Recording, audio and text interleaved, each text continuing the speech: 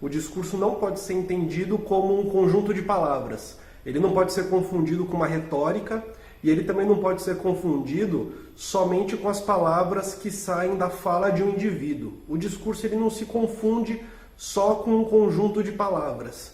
Ele não se confunde só com um conjunto de coisas ditas.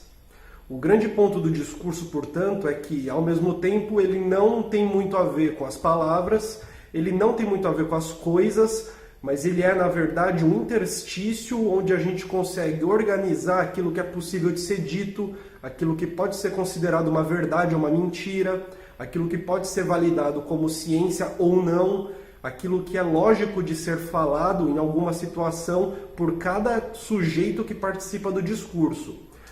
Então a gente precisa entender o discurso como um sistema, como algo parecido com uma estrutura que tem uma dispersão de enunciados, né, dentro dessa estrutura, regido por regras que podem fornecer ali uma possibilidade de aparecimento de alguns enunciados e desaparecimento de outros, que pode definir as ausências e as presenças. O que isso significa? Isso significa que o discurso funciona como uma maneira de se construir a realidade. É claro que a realidade para além do discurso também existe, só que ela não é crua, né? Ela não pode ser absorvida 100% somente no olhar humano, ela precisa ser coberta com algum tipo de simbolismo, com algum tipo de conjunto de signos.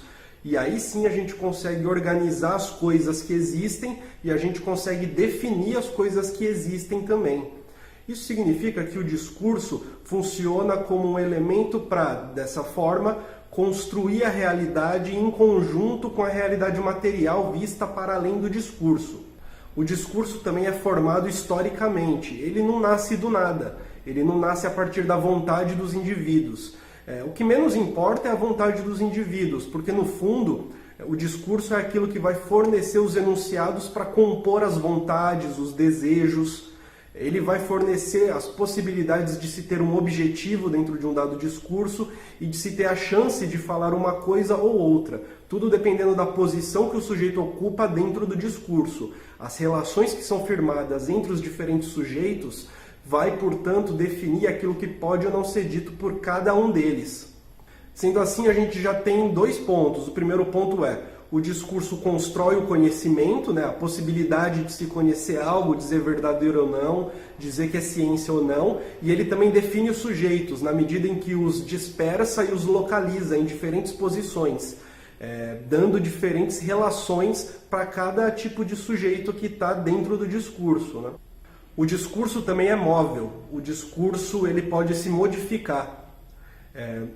Na medida em que ele não é um ente metafísico existente antes da existência dos sujeitos, que existe antes da sociedade, na medida em que ele depende da prática do discurso, da sua prática social, ele pode muito bem mudar. A única coisa que vai dar um suporte material para o discurso é aquilo que o Foucault chama de a priori histórico, que basicamente pode ser definido como o arranjo material das coisas que vai gerar uma certa positividade para nascer o discurso.